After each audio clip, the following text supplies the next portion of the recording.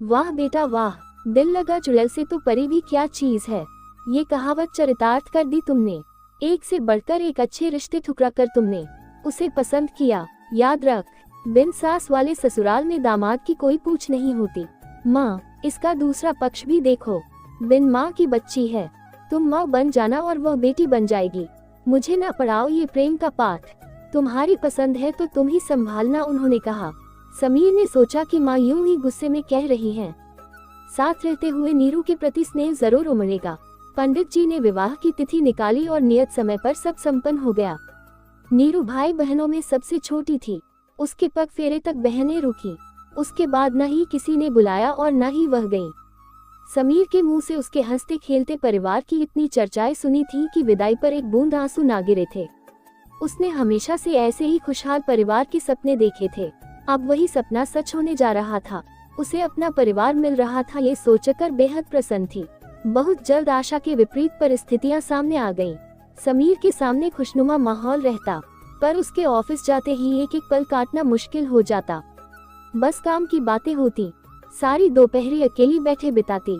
एक कड़वाहट की दीवार थी जो सुभद्रा जी व नीरू के बीच बनी हुई थी। मुंह खोलती तो बस विरोध जताने के लिए।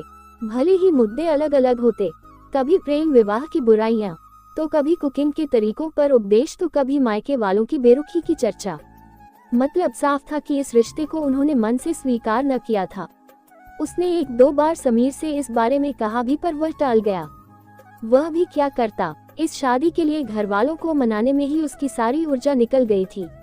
दिन निकल रहे थे पर दूरियां घटने का नाम नहीं ले रही थी।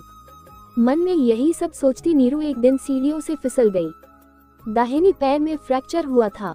डॉक्टरों ने 3 हफ्ते के लिए प्लास्टर चढ़ा दिया था। ऐसे में वह पूरी तरह से पराश्रित हो गई थी। ससुराल में काम करते हुए फिर भी वक्त गुजरता है। अब मरीज बनने के बाद उसे दिन पहाड़ से लगने लगे थे। ऊपर से जब तब रिश्तेदारों के फोन आते रहते। सासू माँ के मायके वाले भी उटपटांग सलाह दिया करते। आज भी उनका मायका आबाद था।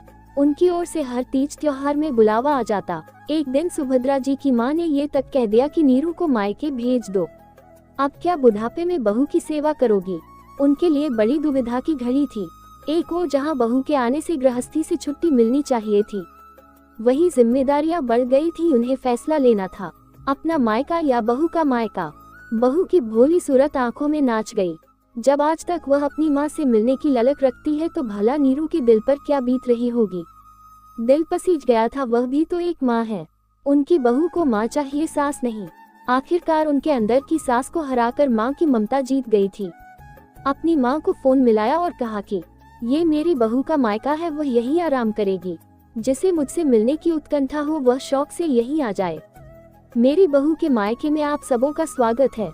उनके मुंह से ये सुनकर नीरू की आंखें भर आईं। इसी ममता के लिए वह महीनों तड़पी थी।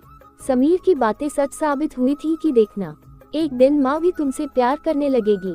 महीनों के अंतर्द्वंद्व से सुभद्रा जी को विराम मिला था और नीरू को अपनी माँ समीर ने भी चैन की सांस ली थी।